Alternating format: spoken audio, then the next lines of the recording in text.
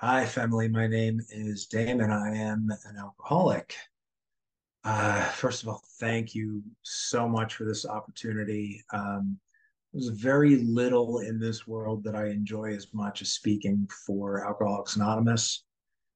Um, I Even before I began drinking, I had kind of a miserable life, and AA replaced that in a way that I never thought possible. Um, and so I appreciate the opportunity to give back. But the wonder of this is the more I give back, the more I get. And so then I want to give back more, and then I get more. And I love that loop being what keeps me here. Because when I first came around, I thought that what was going to keep me here and what was necessary to keep me here is that I had to remain constantly scared. And I had to constantly be reminded of how bad it was before and how dangerous it would be, because it was only that fear that was going to keep me doing this stuff. And I have to do so many of the same things that that basis would call for too, but I get to do them in a place of freedom and joy instead of a place of fear. Um, so I don't go to meetings anymore because, oh my God, I need a meeting. I'm going to meetings because there are people in that room that do still need meetings. And I have the opportunity to go and share with them that there's a way to get free of that dependency. And you're still going to do it, still go to the meetings. But wouldn't you like to be safe while you're doing it? And I love having that experience. I love 6 and 7 and talking on 6 and 7. It's difficult to do that out of context. So I'm going to lay groundwork real quick, but I also don't want to just be talking about the first 7 steps. So I'll try to breeze through that part. Basically, the first step experience for me was not all of the stuff that I would hear in drunkalogs or the stuff that I said when I spoke in so many of the meetings that I spoke at. All those stories, the wild things, the scary things, um, those are not my first step. Those paint a picture of somebody that needed to take a first step. But the actual first step was moving from the place where I thought that those things were happening because of poor character on my part, or because of decisions that I was making, or that they were happening because I hadn't yet been willing to admit that I was an alcoholic, as though admitting that means it's all going to go away. The first step for me was moving from that perspective to the realization that this is something I've crossed into a region where I have a problem that is beyond my control.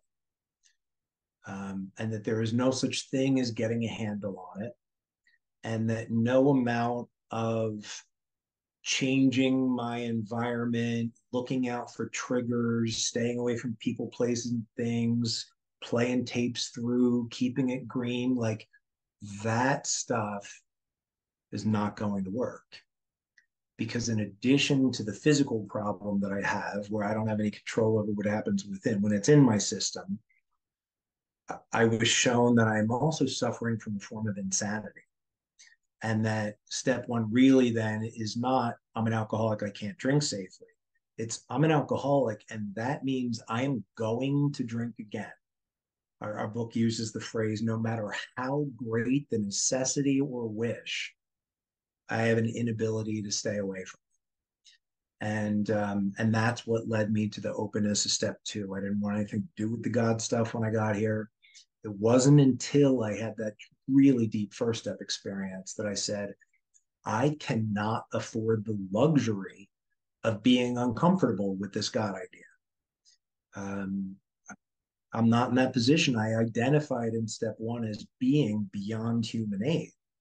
And so if beyond human aid and there isn't anything other than human aid, then I'm just going to die. So when I realized I'm beyond human aid, that opened me to something beyond human aid in a way that nothing else possibly could. That third step decision wasn't a decision to go through the rest of the steps for me. And for me, it wasn't a decision that I was making every single day. It's a vow of sorts. In our text, they say, next we decided that hereafter in this drama of life, this is what's to be the case. God will be my director. God's the employer. God's the principal. All those things, right? They weren't saying they made that decision that for the next 24 hours that would be the case. They made the decision that this is how it's going to be from this point out. And because if I have to decide it every day, it means I never really decided it. I might need to remind myself regularly, but that's very different than deciding all over again each day for me.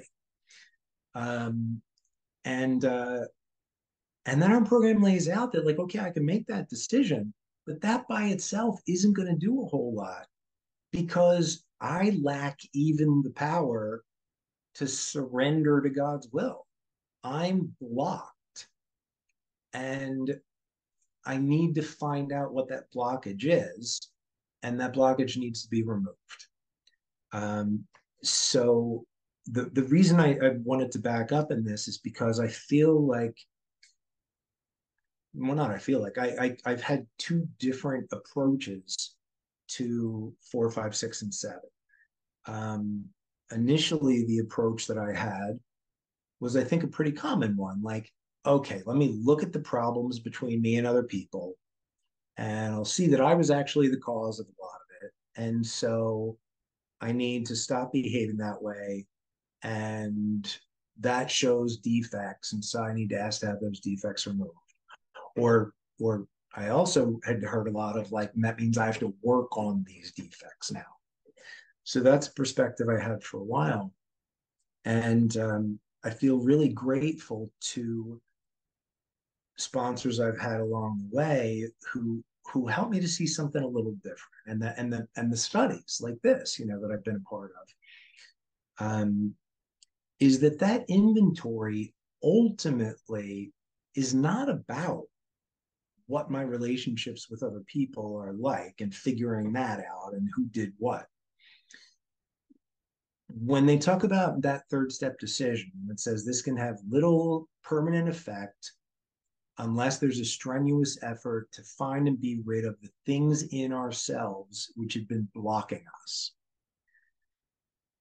The liquor is just a symptom, they say. And so it's not that the alcohol and the drinking is a symptom of my alcoholism. They're saying the liquor problem that I have is not the cause of my spiritual blockage. It's a symptom of my spiritual blockage. And so we got to get down to causes and conditions. We have to find out what is causing the spiritual blockage in me. And so as they're beginning to explain step 4, they say in this inventory process, then we're going to look at some of the common manifestations of self. Selfishness is the core for all of us as alcoholics. In the discussion of the third step, really, they make the point that, like, selfishness is behind what most people in the world are dealing with. But even though we've got all that in common, selfishness can play out very, very differently in different people. And for one of us, maybe it's all about pride and, like, people have to see me a certain way. And then for somebody else, they're like, I'm not really bothered by how people see me, but I have rage issues. Or for somebody else, it's all about fear of financial insecurity, whatever. So I'm doing the inventory so that I can identify, like, how does self manifest in me, so that if I'm able to see really what it is that's going on in me, it's a lot easier for me to notice its presence and to be able to turn to God and say, God, this is the thing that I need. So that changed the way that I did inventory, because now when I'm looking at these things, And I'm coming to that place where it says we're prepared to look at the list from a different angle. The inventory is mine, not theirs. I heard a speaker years ago, was at a workshop, and she pointed out, she said, look at that paragraph. Never once in there does it say for us to look for our part. It acknowledges, it says maybe the situation wasn't entirely our fault, but it says we tried to disregard them entirely. The inventory is ours, not theirs. And if the point of the inventory is to discover what are the things in me that have me blocked off from God, no other human being can possibly have a part in that. So I started approaching the inventory differently. It's not what was my part, what was their part, what did I do to maybe make them angry to begin with. It's forget about them. Let me look at my actions. Where did they contradict spiritual principles?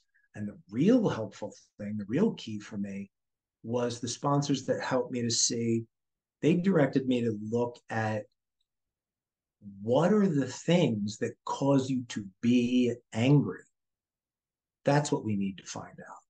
Because all of these things that happened, I don't believe that God is, looking down on it all going, man, I can't believe they did this to Damon, like God's just fine all the time with everything that's going on. The reason I'm disturbed is because instead of looking at it from God's perspective, instead of looking at it through the lens of spiritual principles, I'm looking at it through ego. And that's why I'm getting angry. There's that piece where it talks about, looking at like the reason that we get angry is because there's things that we think of as aspects of ourself, crucial aspects for me, that feel hurt or threatened. Well, these are my personal relationships. These are my sex relations. What's my financial security, my ambitions, all these things. Self is affected. Self is affected. Self is affected. But if I wasn't looking through the lens of self, I wouldn't have a reason to be disturbed by these things. And so I was shown to, in that fourth column, as I'm identifying character defects, to look then when I think I've gotten them to say, so if God were to remove all of these in this moment, could the same thing happen an hour from now and me remain at peace? And sometimes I could say yes, but other times I realized, no, there's something else there. Even if my pride were gone and the entitlement and this financial insecurity, something would still bother me about that. And I would go through with each one until I could see if all of these things were removed, I would not be in danger of spiritual disconnect if this particular thing took place. And that is why the list holds the key to the future, because it's showing me how to get free rather than just inventorying the same things over and over, and to keep going to God and be like, take the anger away, take the anger away, even though the attitudes that I hold that lead me to be angry are still there. So I identified that stuff and then sharing it with somebody in five. Um, I found it really interesting. It struck me at some point that step five talks about admitting it to another person. It says admitting it to God and also admitting it to ourselves. And I was thinking about that, and I was like, well, wait a minute. Like when I wrote it all down in the inventory, wasn't I admitting it to myself? And I heard it. This was a speaker that I heard talking about the idea of admit and what it really means to admit.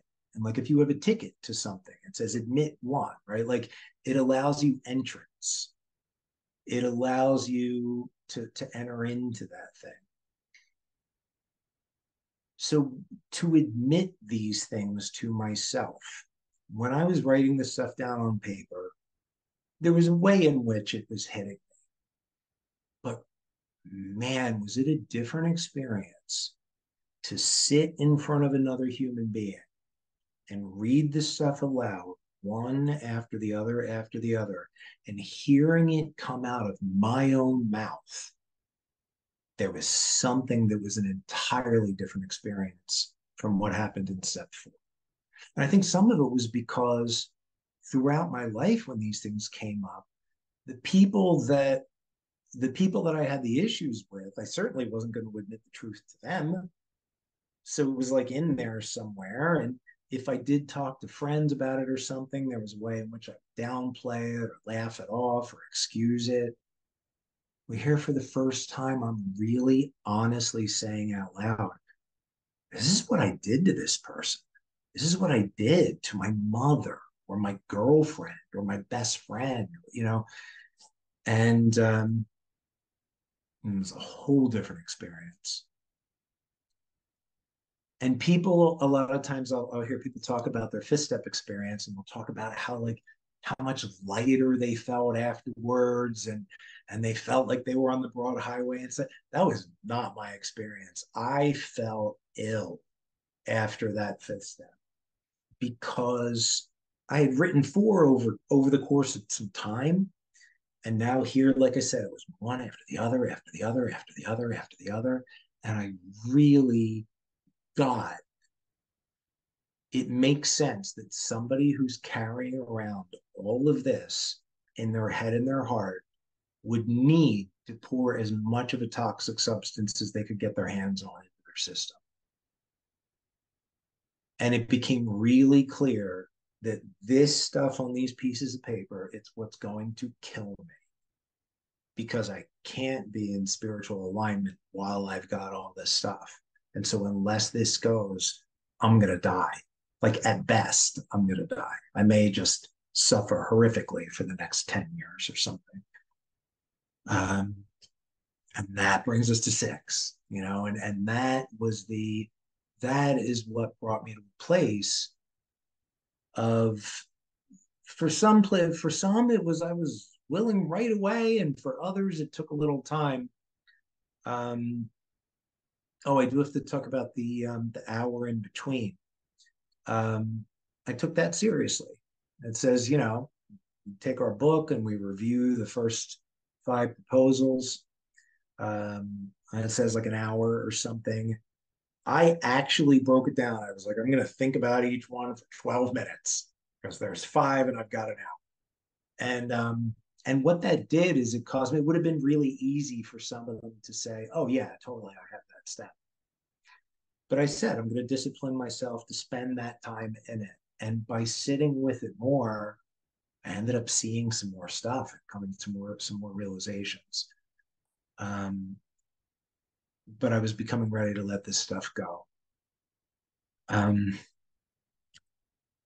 not of the school that I know for some people they talk about like the importance of noting positive things in the inventory too.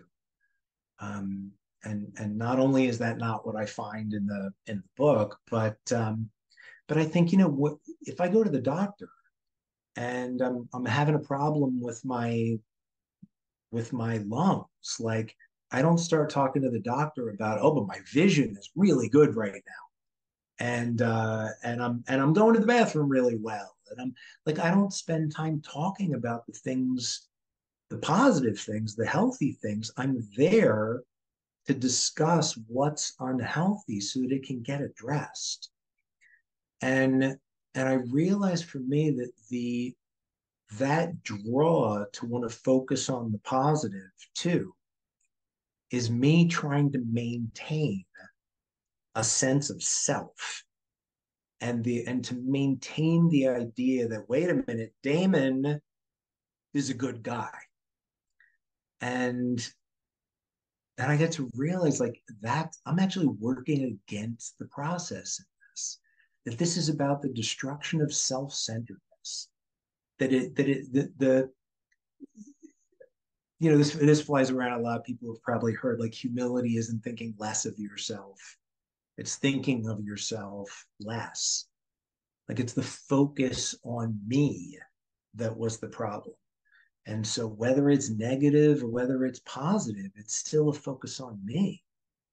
But the real freedom that I find in this over and over and over again is when I'm focusing on others instead of on me. I love the that St. Francis prayer, the line in that that says, it is by self-forgetting that one finds. Doesn't say it's by, but you're developing a more positive self-image, by building self-esteem, right? It says by forgetting self. What can I bring to the table? Not sitting around constantly assessing my opinions of myself. My opinion of who I am isn't helpful to God. What God needs of me is to get up and follow his directions and help my fellows. And that does not require me to have an assessment of myself. There's a wonderful, wonderful piece of AA literature, Chuck Chamberlain, A New Pair of Glasses. And you can find it in a book or in tapes.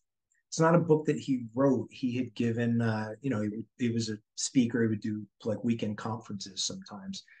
And so there's the recordings of the conference, or the book is really just like the written transcript of what he said there.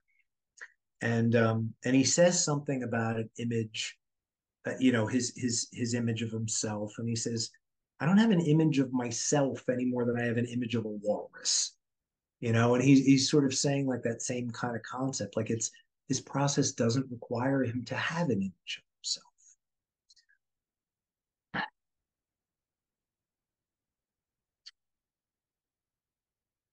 Some of the things were harder to be willing to let go of than others. And I love the direction, that says, like, if we're not willing, we ask God to help us be willing. And I can take that back as many cycles as I need to. I can ask to be willing to ask to be willing. I can ask to be willing to ask to be willing to ask to be willing, right? Like whatever it takes. It's I realize that I'm not going to be the one that gets me free of this stuff. Um, there's a piece in the literature. I'm not recalling where off the top of my head, but it says like if a mere set of philosophical or moral convictions were sufficient to overcome alcoholism, many of us would have recovered a long time ago. But those things don't work because they don't give us the power to do it. Well, there's another place in the literature where they say the same thing of the defects, and they say like we couldn't wish these things away any more than we could alcohol. I could want this stuff to be gone as desperately as I wanted alcohol to be gone. Just like I found myself drinking anyway, I find myself doing the thing anyway. I lose my temper and I say really hurtful things to people. And I'm in a situation where I'm having a dispute with somebody and I hear the stuff coming out of my mouth, and it's almost like I'm looking down on the scene and like, ew, I don't want to be doing this. This is wrong. It's not going to go well for me. It's not going to go well for them. This is not what the program suggests. Cannot seem to stop that these are the words that my mouth is saying. With some things, that's just an example. So I pray for that, for the things that I need to. And then I love the simplicity of what's next. It doesn't say now I need to go out and work on this stuff. It's not about me. I don't need to do it in therapy. I don't need to grit my teeth and come at it. It's God, please take this thing. I know it's not serving you. I know it's not serving my fellows. It's not your will for me. Please take this so that I can serve. And then they say, and then we've completed step 7. It's done. There's a woman within my family of sponsorship that I absolutely love. As soon as I see her hand go up, I'm like, I can't wait. Like she's about to share. She comes out with the most wonderful things, and And she talks about how if there's something that continues to come up for her, she doesn't like pray about, oh, I need an answer to this. Oh, God, I need an answer to this. I need an answer to this, and keep going. She says, if I'm asking and it's God's will, then I don't need to keep asking. And what she does instead, just like I said, instead of taking three again, I need to remind myself that I took three. Instead of continually asking God for the same thing, she asks and then actively begins looking for the signs that the change has happened and like waiting for it, like anticipating and faith, knowing it's going to come and now looking for those signs. And I think that's so beautiful. And to the extent that I've applied that, I've gotten really wonderful results from it. It's hard for me sometimes. I'll hear sometimes the perspective, well, just because I ask these things to be removed doesn't mean they're going to be, because it's God's time and not my time, or maybe God can make use of this in some way. And we are all entitled to have whatever conception of God we want. So what I'm about to say is not an attempt to tell somebody that they're wrong about their conception and try to correct anything. For me, a God that would allow me, or really like saddle me with continuing to do these things that I feel disgusting about, and then I have to see the look of hurt in the eyes of people that I care about. The idea of a God that would do that for some grander purpose, um, how do I trust a God like that means that at any given point, like God could be like, yeah, I could make use of you drinking and dying. So even though you're doing all the stuff that your sponsor's suggesting and all the stuff you learned in AA and you're doing best to follow the program, Damon, I need for you to drink and die. Like I can't sign on for a conception of God like that. My belief is this: if the thing that I'm asking for is God's will, and I'm earnest in the asking, then receiving it is the only possibility.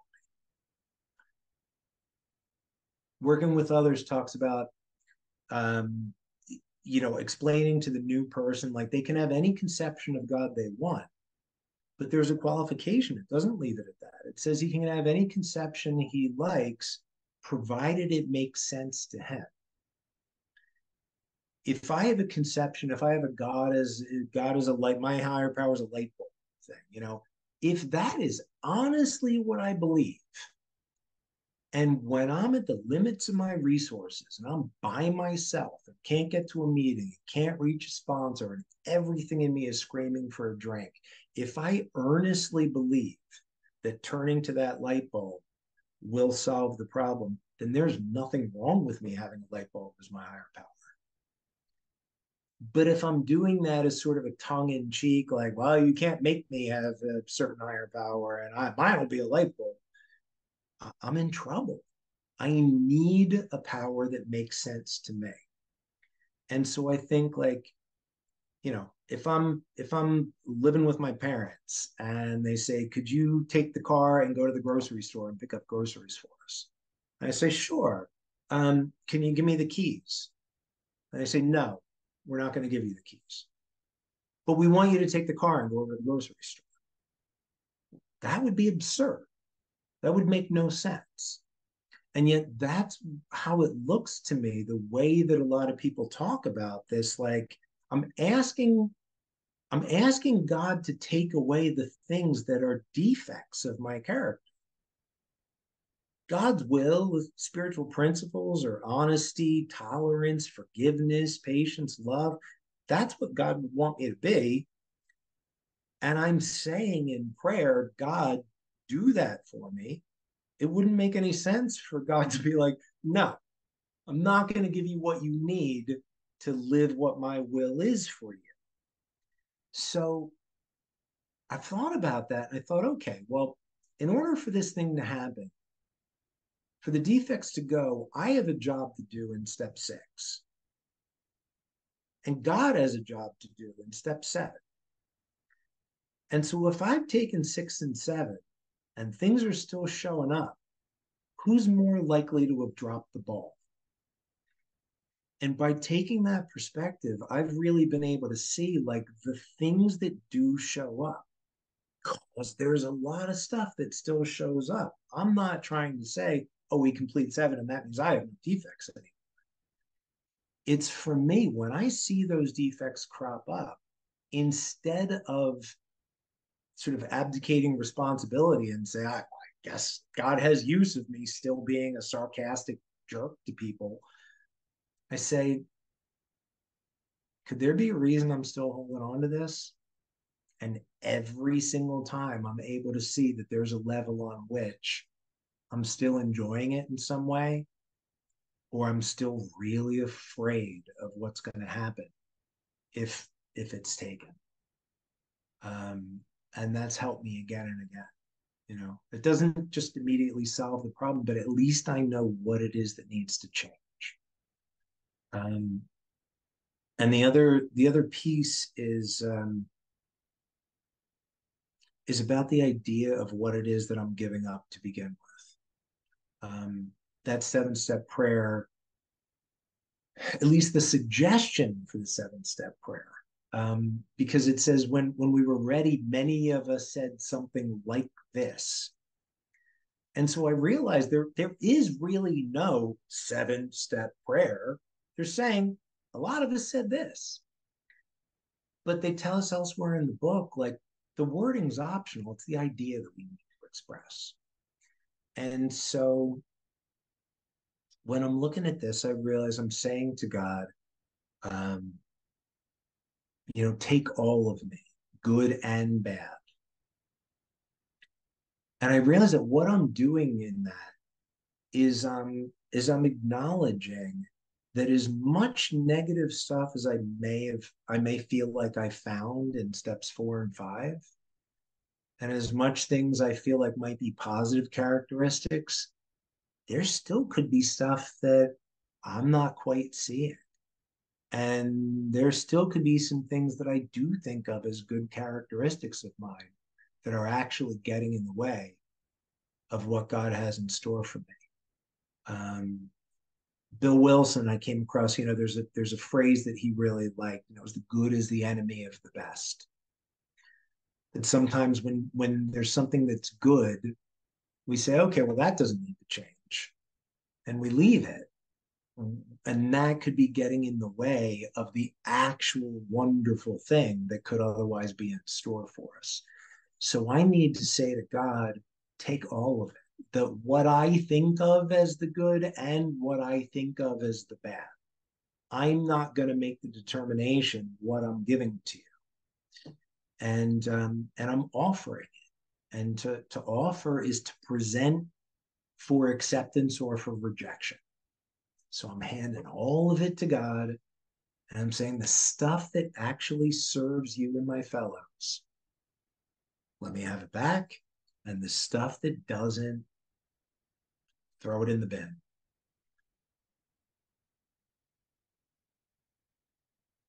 And the other piece in that is this the question of defects of character and shortcomings. That comes up a lot.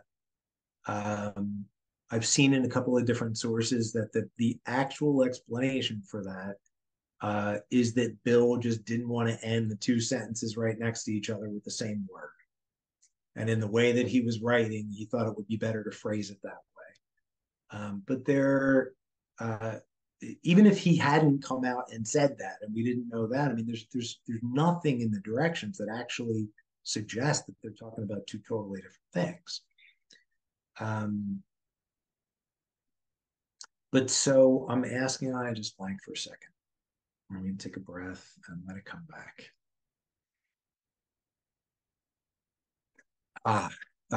Defects of character.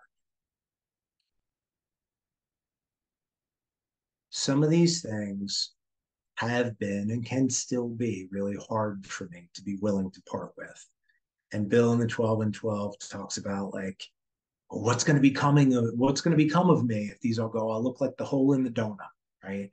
And there could be some things that I think so much as a part of my character and who I am that like either I can't believe that they could be taken or it's petrifying because that I won't be me anymore. And then it struck me at some point that these things aren't me at all. The defects aren't me. What I am is spirit, and spirit is pure.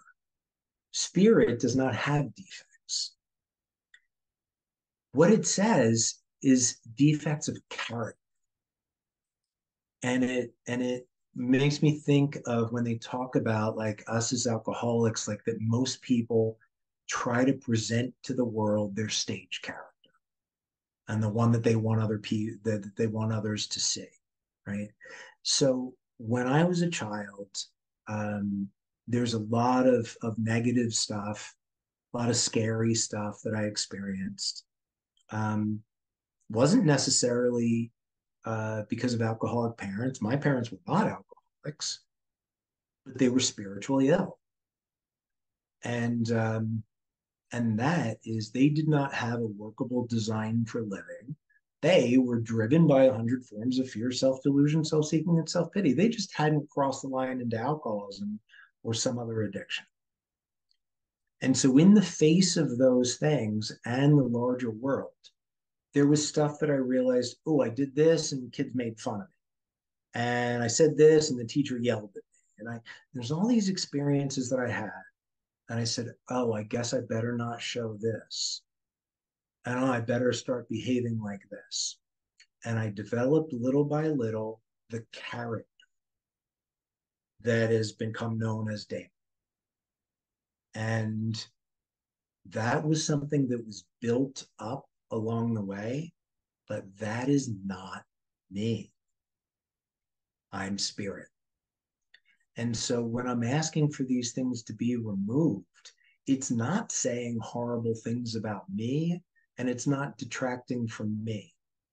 It's saying the character that I've been playing is outdated and unpopular, and I need to adopt a new character. And I think sometimes for whatever reason, it's funny.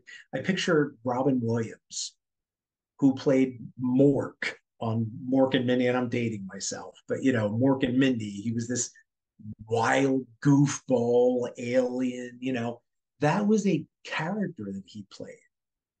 And how sad it would have been if he was just typecast and that's the same character he played for the rest of his life and his career. But he went on to learn to play other characters that were deep and serious and spiritual. We all have that same freedom. Like the spirit is what's inside of me. I do not have to continue to play the same character for the rest of my life. I don't have to be typecast.